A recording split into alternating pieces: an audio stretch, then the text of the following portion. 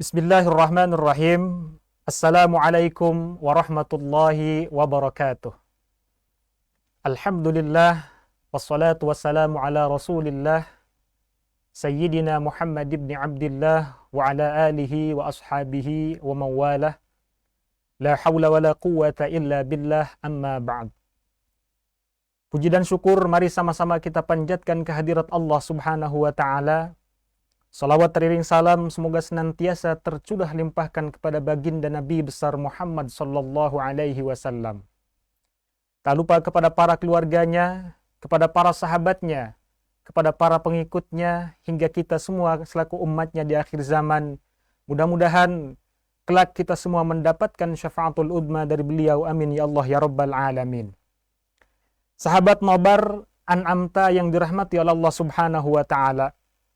Alhamdulillah, bersyukur kepada Allah, kita masih diberikan umur panjang, masih diberikan kesehatan yang sempurna, sehingga alhamdulillah kita masih bisa melaksanakan ibadah puasa, melaksanakan ibadah sholat tarawih, melaksanakan ibadah-ibadah sunnah lainnya. Alhamdulillah, semua itu adalah merupakan nikmat yang begitu besar dari Allah subhanahu wa ta'ala. Alhamdulillah, sahabat nobar an'amta, pada kesempatan kali ini kita akan membahas tentang persiapan mudik. Berhubungan dengan saat ini, barangkali di antara kita semua ada yang sudah sampai di kampung halaman, atau bahkan ada yang berencana ingin mudik tapi kemudian diurungkan niat mudiknya. Ada yang sudah di perjalanan, tapi kemudian diputar balik oleh petugas untuk kembali ke rumahnya masing-masing. Semua itu adalah sudah dalam ketentuan pemerintah agar kita semua dan keluarga yang ada di rumah diselamatkan oleh Allah subhanahu wa ta'ala dari wabah penyakit ini. Sahabat nobar an'amta yang dirahmati oleh Allah subhanahu wa ta'ala. Syekh Jainuddin Al-Malibari dalam kitab Fathul Mu'in menjelaskan 3 hal yang perlu kita amalkan di akhir bulan suci Ramadan. 3 amalan ini apabila kita amalkan, apabila kita jalankan, insya Allah kita semua kelak akan lulus sebagai insan kamil, sebagai manusia yang paripurna, yang kemudian ketika bulan suci Ramadan telah usai, kita akan menjadi orang-orang yang muttaqin. 3 amalan yang harus kita lakukan di akhir bulan Ramadan. Yang pertama adalah sedekah. Yang kedua, memperbanyak membaca ayat suci Al-Quran. Sebagaimana Nabi sallallahu alaihi wasallam bersabda, "Iqra'ul Qur'ana fa innahu ya'ti yaumal qiyamah syafi'an li ashabi." Bacalah Al-Qur'an karena sesungguhnya Al-Qur'an kelak akan datang pada hari kiamat sebagai penolong bagi kita yang membacanya. Sahabat nobar an'amta yang dirahmati Allah Subhanahu wa taala. Ramadan sebentar lagi akan meninggalkan kita. Ramadan sudah berkemas akan meninggalkan kita. Maka di hari-hari terakhir Ramadan ini, tentunya kita harus memaksimalkan waktu untuk memperbanyak ibadah kepada Allah subhanahu wa ta'ala. Sahabat nobar an'amta yang dirahmati Allah subhanahu wa ta'ala. Kalau kita berbicara mudik, ya, tentunya kita akan juga berbicara tentang silaturahim dan Idul Fitri. Antara Idul Fitri, mudik, dan silaturahim ini saling berkaitan. Setidaknya ada 3 hal dimensi dari mudik. Ada 3 dimensi mudik yang perlu kita ketahui. Yang pertama adalah dimensi spiritual kultural. Apa itu dimensi spiritual kultural? Barangkali kita semua yang merantau dari desa, dari kampung, merantau ke kota untuk mencari kehidupan, untuk mencari ridho Allah Subhanahu wa Ta'ala. Kemudian kita berhasil di kota, lalu kita ingin kembali ke kampung, ingin kembali ke desa kita. Ada sesuatu yang membuat kita rindu, ada sesuatu yang membuat kita menjadi kangen, sehingga kita ingin kembali ke kampung kita masing-masing. Maka dimensi yang pertama adalah dimensi spiritual kultural.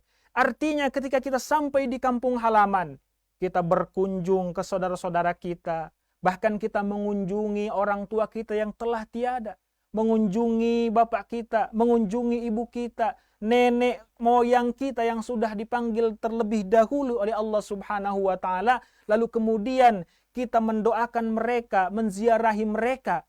Itulah yang dinamakan dengan dimensi spiritual kultural. Semangat mudik kita itu didorong oleh spiritual kultural. Kita ingin mendatangi, menziarahi orang-orang tercinta yang telah mendahului kita. Sahabat Nobar An'amta yang dirahmati oleh Allah Subhanahu wa Ta'ala.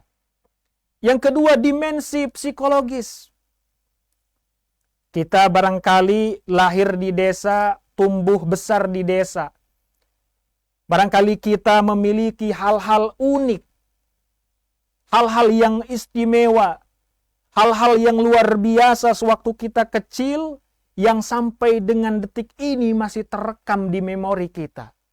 Mungkin ada kita main di kali waktu zaman kita kecil, main bersama teman-teman, main bola di sawah, mencari kayu bakar di hutan dan lain sebagainya. Hal-hal itulah kemudian yang membuat kita sehingga kangen ke kampung halaman kita. Lalu dalam dimensi psikologis ini artinya ketika kita bekerja di kota, tentu kita disibukkan dengan pekerjaan kita, dengan bisnis kita, dengan hiruk pikuk kota, ya, sehingga membuat kita menjadi penat. Maka kemudian kita berkeinginan untuk mudik, untuk kembali ke kampung halaman kita dalam rangka melepas penat kita. Dalam rangka melepas segala hiruk pikuk kehidupan di kota. Ingin kita lepas di kampung. Kita berjumpa dengan orang tua, berjumpa dengan saudara, berjumpa dengan teman-teman, dan lain sebagainya. Kemudian dimensi mudik yang ketiga adalah dimensi sosial. Social proof. Barangkali kita telah sukses di kota, setelah kita merantau puluhan tahun, ya, belasan tahun di kota, kemudian kita diberikan rezeki oleh Allah sehingga kita berhasil, sukses. Maka kemudian kita ingin kembali ke kampung kita, ingin kembali ke desa kita. Kita ingin membuktikan kepada orang-orang yang ada di kampung, yang ada di desa, bahwa kita berhasil, lalu kemudian kita sambil menunaikan ibadah sosial. Berbagi kepada sesama yang ada di kampung, berbagi kepada sesama yang ada di desa kita, atas dasar pencapaian keberhasilan kita selama kita merantau di kota. Itulah setidaknya 3 dimensi daripada mudik. Sahabat Nobar An'amta yang dirahmati oleh Allah Subhanahu wa Ta'ala. Kita perlu mengkaji lebih dalam. Apa sesungguhnya mudik yang sesungguhnya itu yang seperti apa? Mudik yang sesungguhnya itu yang seperti bagaimana? Apakah mudik kita dari Jakarta ke kota, dari Jakarta ke kampung, dari Jakarta ke desa-desa, apakah itu yang dinamakan mudik yang sesungguhnya? Tentu, kalau kita berbicara sesuatu yang sesungguhnya atau mudik yang sesungguhnya, kita perlu menelaah. Salah satu firman Allah Subhanahu wa Ta'ala di dalam Al-Qur'an, A'udzu billahi minasyaitonir rajim, bismillahirrahmanirrahim. Wa mal hayatud dunya illa la'ibun wa lahwun. Waladdarul akhiratu khairul lilladzina yattaqun afala ta'qilun. Al-An'am ayat 32. Allah Subhanahu wa Ta'ala berfirman, dan kehidupan dunia itu hanyalah senda gurau belaka. Waladarul akhiratu khairul lilladzina yattaqun.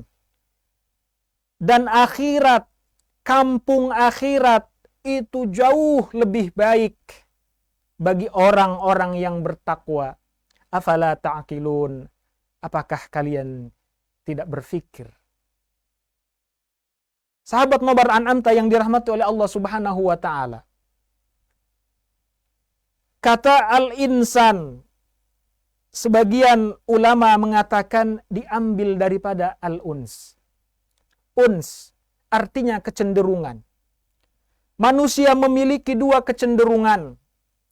Yang pertama, kecenderungan akhirat, ukhrawi.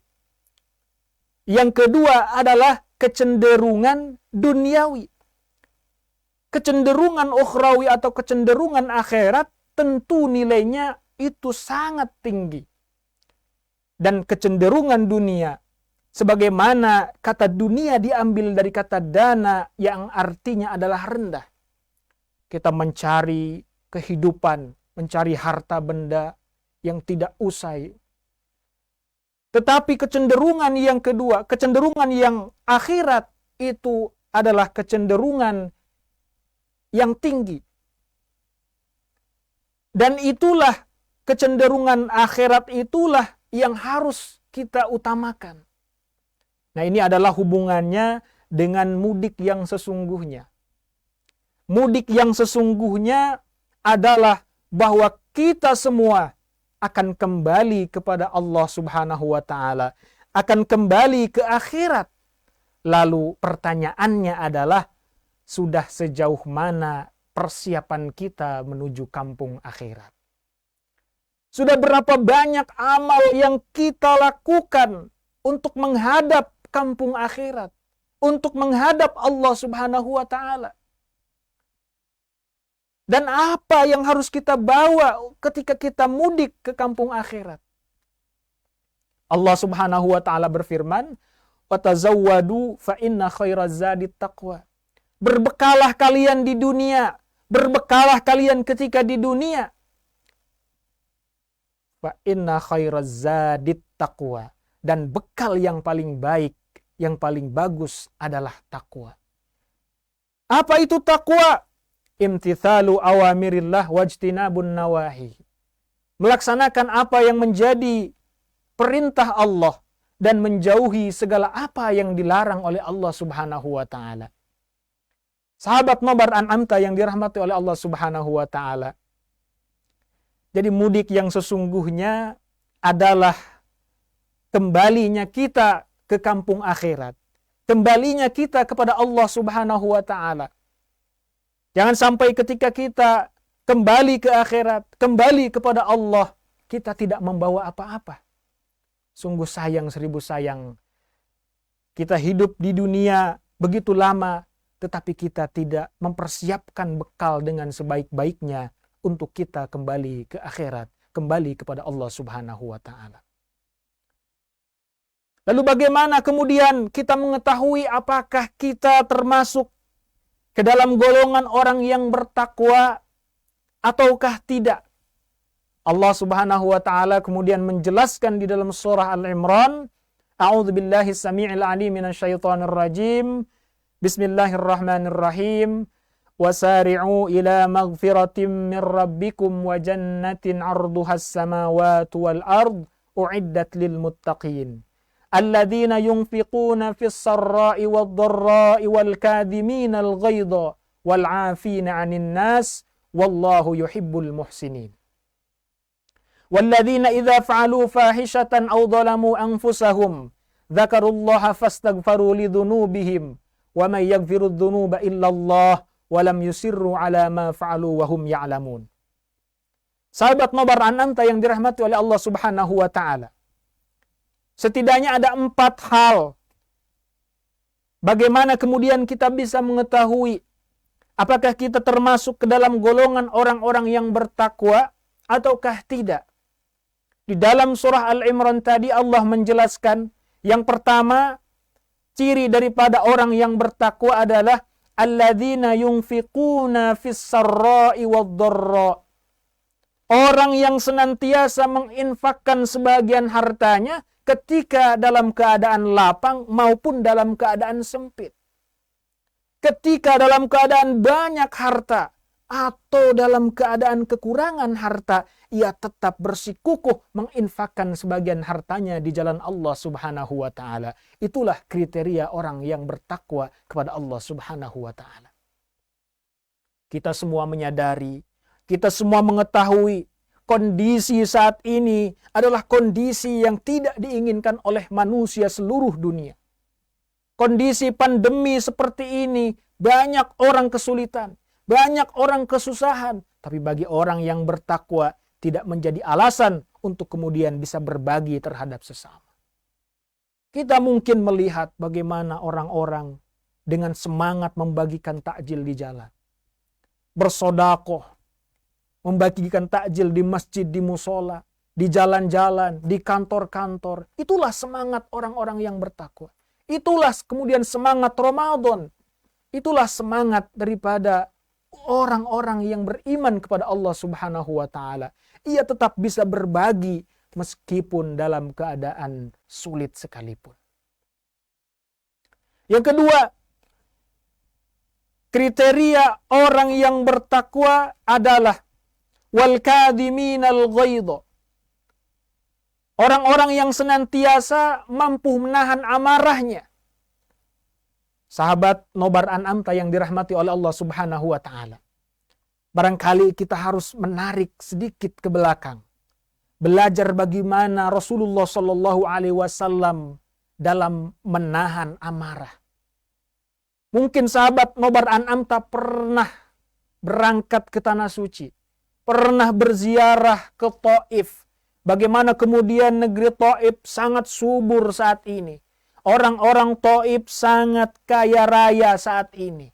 Sangat berkah hidupnya. Bahkan di Jazirah Arab, di Arab Saudi, negeri Taif merupakan negeri yang subur. Udaranya segar, banyak tumbuh di sana pohon-pohonan, sayur-sayuran, buah-buahan. Itu karena berkat kesabaran dan doa Nabi Shallallahu alaihi wasallam. Jika sahabat Nobar An'amta pernah ke Taif, barangkali pernah menjumpai satu masjid yang bernama Masjid Khu. Di sana Nabi Shallallahu alaihi wasallam ketika dulu berdakwah dicaci dimaki oleh penduduk Taif.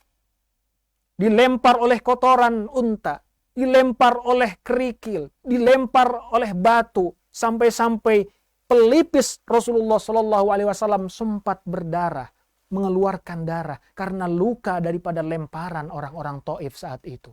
Kenapa mereka begitu kejam saat itu kepada Rasulullah? Karena mereka menentang dakwahnya Rasulullah Shallallahu alaihi wasallam.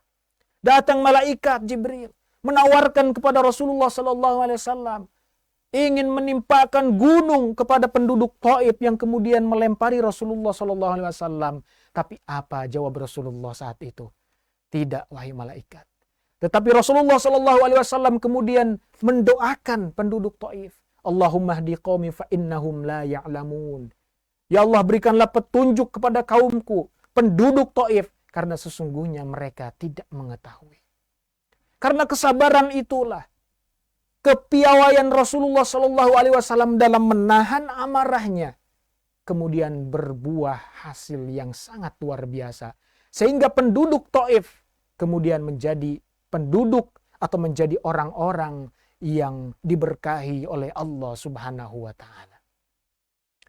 Dalam sebuah hadisnya Rasulullah Shallallahu alaihi wasallam bersabda, "La taghdab faraddada miraron." Jangan engkau marah. Faraddada miraron. Kemudian beliau mengulang beberapa kali. Itu artinya Rasulullah Shallallahu alaihi wasallam sangat menganjurkan kepada kita untuk tidak emosi, untuk tidak reaktif, untuk tidak meluapkan amarah kita ketika kita mengetahui sesuatu yang kurang enak menurut kita. Tetapi kemudian kita dianjurkan oleh Rasulullah untuk menahan amarah kita. Karena tentu jika kita mampu mengendalikan nafsu kita, mengendalikan amarah kita, maka insya Allah akan ada sesuatu yang jauh lebih baik setelah itu. Sahabat Nobar An'amta yang dirahmati Allah Subhanahu wa taala. Kemudian yang selanjutnya, kriteria daripada orang muttaqin, orang yang bertakwa adalah wal 'afina 'anil nas. Mereka yang senantiasa mampu memaafkan kesalahan orang lain. Bayangkan, kalau kita dihina oleh orang lain, dicaci maki oleh orang lain, tentu sebagai manusia biasa kita marah.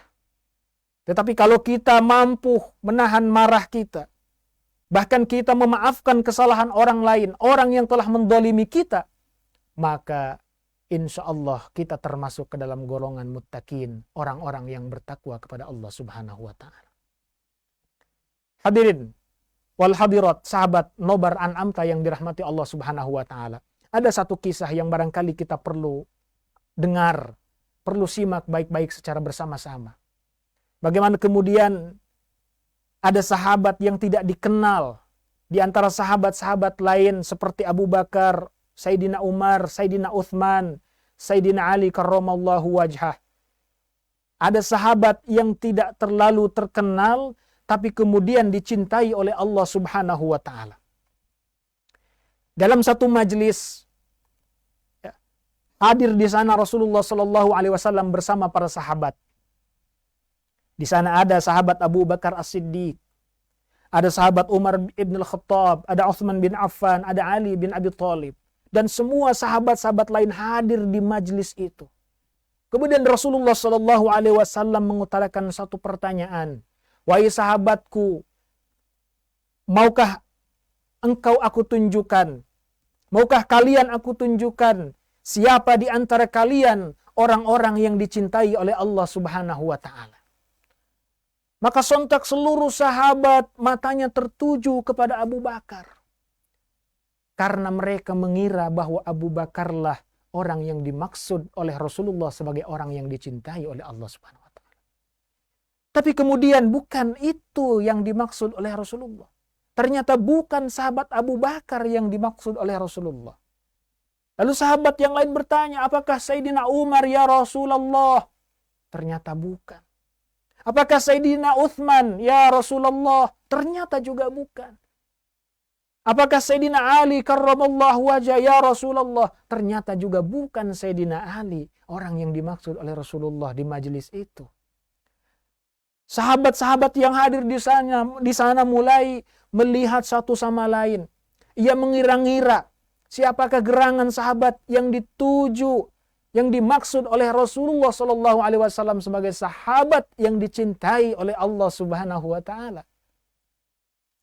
Rasulullah kemudian menjawab, melanjutkan, sahabat-sahabatku yang dicintai oleh Allah Subhanahu wa Ta'ala.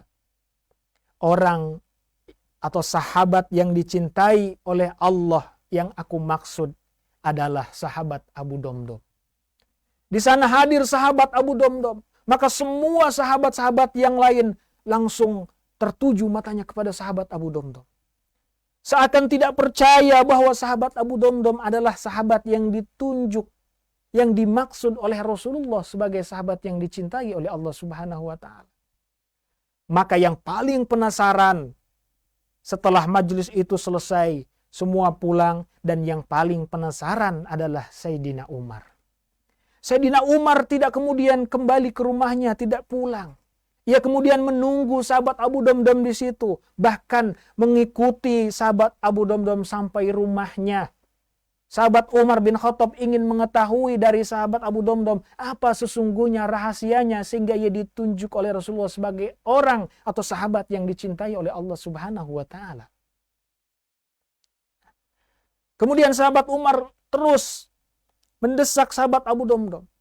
Abu Domdom kemudian menjelaskan kepada Sayyidina Umar, wahai Sayyidina Umar, aku tidak mempunyai amalan khusus.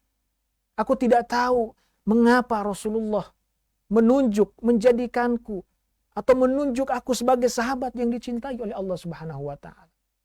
Kemudian sahabat Umar kemudian terus memaksa sahabat Abu Domdom agar menceritakan apa rahasianya, amalannya apa sehingga dijadikan sahabat yang dicintai oleh Allah Subhanahu wa Ta'ala.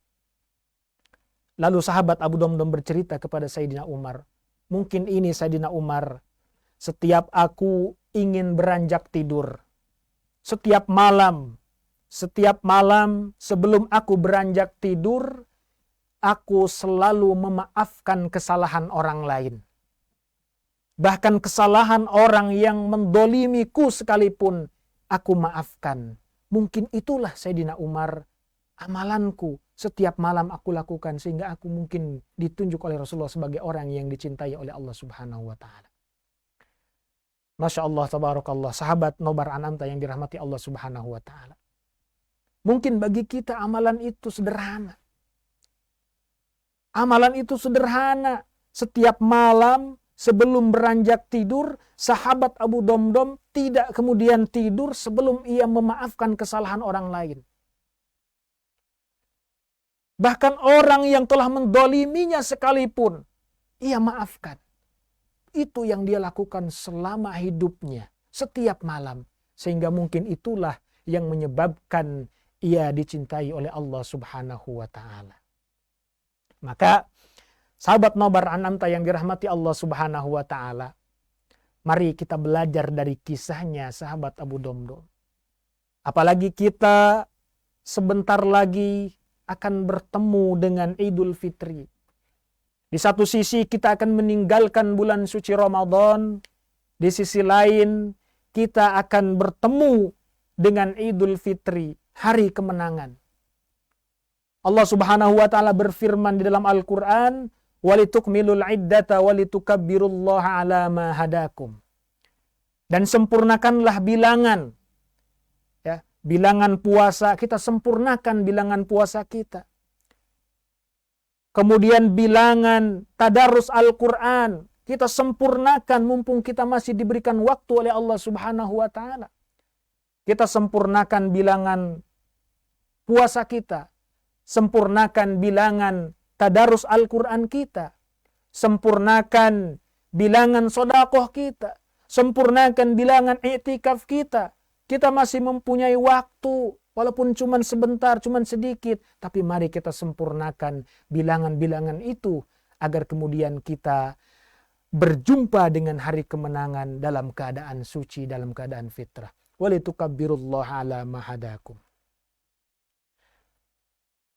Sahabat Nobar An'amta yang dirahmati oleh Allah Subhanahu wa Ta'ala.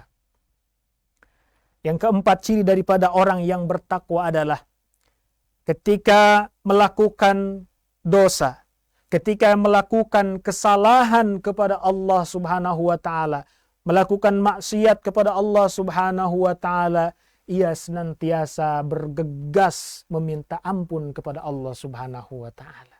Dia beristighfar kepada Allah Subhanahu wa Ta'ala. Apabila berdosa, kemudian mendolimi dirinya sendiri, ia kemudian bergegas memohon ampun kepada Allah Subhanahu wa Ta'ala. Ia beristighfar kepada Allah Subhanahu wa Ta'ala. Astaghfirullahaladzim, astaghfirullahaladzim, astaghfirullahaladzim. Itulah tanda ciri daripada orang yang bertakwa. Sahabat Nobar Anamta yang dirahmati Allah Subhanahu wa Ta'ala. Nabi Muhammad sallallahu alaihi wasallam adalah manusia yang terjaga daripada dosa dan kesalahan. Tetapi kemudian ada satu hadis di dalam kitab Riyadhus Shalihin dijelaskan bahwa Rasulullah sallallahu alaihi wasallam beristighfar, memohon ampun kepada Allah Subhanahu wa Ta'ala sehari semalam itu tidak kurang daripada 100 kali. Inni astaghfirullahal azim kulla yaumin mi'ata marrah. Aku, kata Nabi, beristighfar kepada Allah, meminta ampun kepada Allah sehari semalam tidak kurang daripada 100 kali. Padahal beliau sudah dijamin oleh Allah Subhanahu wa Ta'ala. Sudah diraksa oleh Allah Subhanahu wa Ta'ala dari dosa dan kesalahan. Tapi kemudian beliau tetap beristighfar meminta ampun kepada Allah. Lalu bagaimana dengan kita? Kita yang berlumuran dosa, kesalahan, setiap detik bahkan kita berdosa, maksiat kepada Allah, menyakiti sesama. Apakah kita kemudian beristighfar setiap hari 100 kali? Mudah-mudahan sahabat Nobar An'amta yang dirahmati oleh Allah Subhanahu wa Ta'ala, kita mampu meneladani Rasulullah Shallallahu alaihi wasallam. Kita mampu meniru bagaimana kehebatan daripada akhlak Rasulullah Shallallahu Alaihi Wasallam, sehingga kemudian selesai Ramadan ini kita menjadi insan kamil, menjadi manusia yang paripurna, menjadi manusia yang bertakwa, yang muttaqin, manusia yang kembali kepada fitrah, suci daripada kesalahan dan dosa, untuk menyambut 11 bulan yang akan datang. Sahabat Nobar Anamta yang dirahmati oleh Allah Subhanahu wa Ta'ala, itulah tadi 4 tanda atau kriteria daripada orang yang bertakwa. Yang pertama adalah ia senantiasa menginfakkan sebagian hartanya di jalan Allah, baik dalam keadaan lapang maupun dalam keadaan sempit. Kemudian yang kedua adalah ia senantiasa mampu menahan amarahnya. Yang ketiga, ia senantiasa memaafkan kesalahan orang lain. Dan kemudian ia jika melakukan kesalahan, melakukan dosa, baik kepada Allah Subhanahu wa Ta'ala, kepada sesama, ia bergegas beristighfar, meminta ampun kepada Allah Subhanahu wa Ta'ala.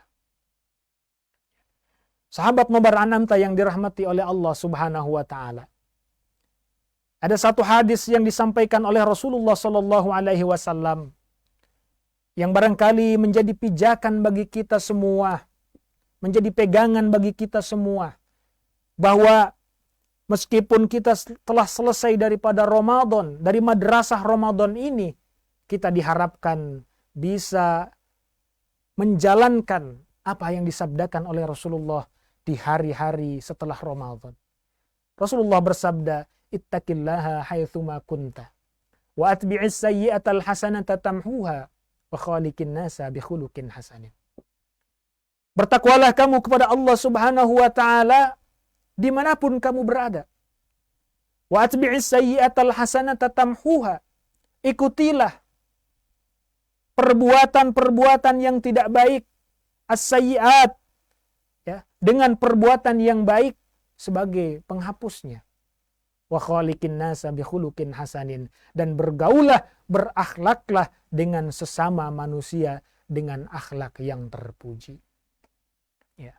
Sahabat Nobar Anamta yang dirahmati Allah Subhanahu wa Ta'ala, berbicara tentang mudik sebagaimana tema kita sore hari ini. Mudik tidak lepas daripada silaturahim.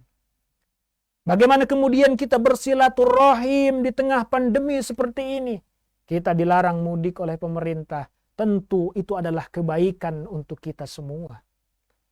Kebaikan untuk keluarga kita, kebaikan untuk orang tua kita, kebaikan untuk sesama kita, untuk tetangga kita. Ya. Dan kebaikan-kebaikan itu harus kita sambut dengan kegembiraan.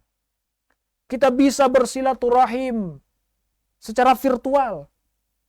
Sekarang zaman teknologi, Bapak Ibu sahabat Nobar Anamta yang dirahmati Allah Subhanahu wa Ta'ala. Kita bisa video call, ya, WhatsApp call, kita bisa Zoom, dan lain sebagainya. Banyak media untuk kita bisa terus bersilaturahim. Ya. Kalau kita mengingat bagaimana makalah yang disampaikan oleh Ibnu Al-Hambali, beliau mengatakan, silaturrahim wajibatun wa in kana bisalamin wa tahiyyatin wa hadiyatin wa muawanatin wa mujalasatin wa mukalamatin wa takhattupin. Silaturahim itu bisa kita lakukan dengan kita menyampaikan salam. Jarak kita mungkin karena tidak bisa kemudian balik ke kampung, tidak bisa kemudian mudik ke desa-desa kita. Kita bisa berkirim surat. Kita bisa mengirimkan salam melalui WhatsApp. Mengirimkan salam bisa melalui WhatsApp. Kita bisa mengirimkan hadiah. Melalui apa? Zaman sekarang sudah canggih. Kita bisa mengirimkan hadiah kepada orang tua kita, kepada saudara-saudara kita melalui apa? Melalui paket. Ya. Zaman sekarang sudah canggih. Kita tinggal beli, kemudian kita kirim melalui jasa pengiriman, lalu akan sampai kepada keluarga kita. Itulah bentuk silaturahim saat ini di tengah pandemi seperti ini. Ya. Karena kenapa? Kalau kita kemudian memaksakan diri kita untuk bersilaturahim secara fisik, maka dikhawatirkan kemudian ada mudarat yang kita rasakan dan bahkan dirasakan oleh keluarga kita. Ada mudarat yang dirasakan oleh tetangga kita. Ada mudarat yang dirasakan oleh orang-orang di sekitar kita ketika kita nanti pulang atau mudik secara fisik. Maka sahabat Nobar Anamta yang dirahmati oleh Allah Subhanahu wa taala, kita meminta yang terbaik kepada Allah Subhanahu wa taala. Kita juga berdoa kepada Allah Subhanahu wa taala, mudah-mudahan pandemi ini segera berakhir, pandemi COVID-19 ini segera berakhir sehingga kehidupan kembali normal seperti sedia kala dan kita semua bisa beraktivitas, bisa bekerja, berbisnis dan lain sebagainya dengan keadaan yang normal.